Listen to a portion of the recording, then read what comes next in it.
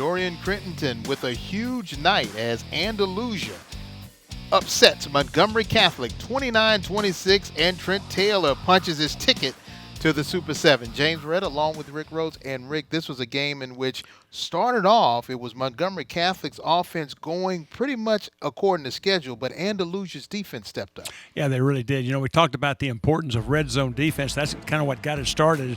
As we're going to look at the highlights right here. Here's the first score of the game. I mean, boy, it was a lightning strike. We hadn't even settled into our seat yet. And really, Catholic was going to come back and looked like they were going to be on their way again. Good, tough running here. We're going to see a lot of that all night. But we're going to see the key of the game.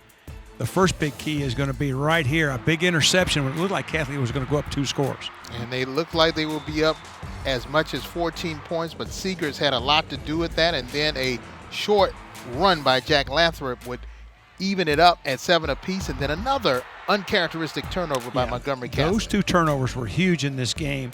And I tell you, another big run by Crittenden right here. But how about that offensive line for Andalusia? I mean, they were dominated at times, and this guy was pretty dominating himself too. Jeremiah Cobb, he stepped up big, 36 yards on this touchdown run, and you think that this would be a rout for Montgomery Catholic, but then the bugaboos started right off the left part of the goalpost, and it would go awry, and it would just be a 1-point differential.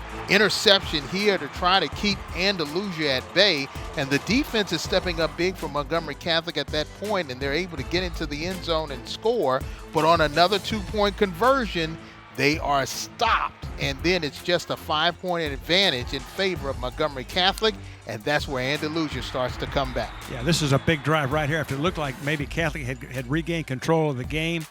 But Andalusia comes back and scores, adds another score to go up by 2 scores. But Catholic will come back and they'll answer. Jeremiah Cobb, one of the best running backs in the state. And then they're going to try for a field goal. And just like that, it's going to go awry wide left. And again, they come up with no points.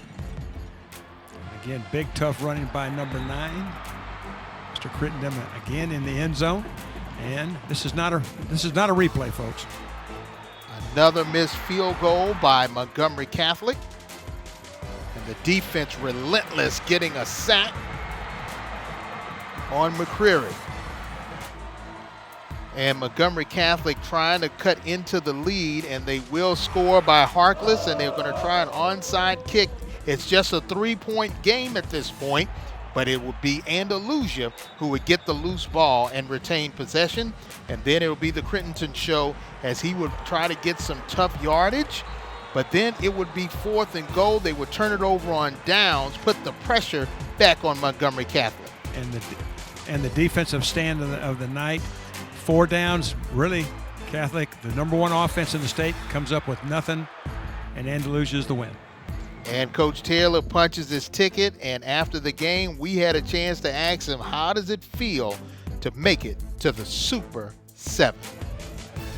Unbelievable. Listen, this program has been to the semis. This makes 6 out of 8 years, and we sit on the bus ride up. You know, it's about our time. So proud of these kids and proud of the kids that have come before them that have set the stage for this. And, it started in the second half at 28-degree Anniston, Alabama last week, and we just kind of carried that momentum. What a great football team Catholic has. What a great job Coach Johnson does with those kids. And, it was just – I don't know. I don't know. I've been a part of a high school football game quite like that one. Coach, take us through those last 3 minutes. You made a strategic move to give the ball back to Montgomery Catholic's offense and put the pressure back on them. Yeah, we did. And, those are one of those things that I look like a genius right now.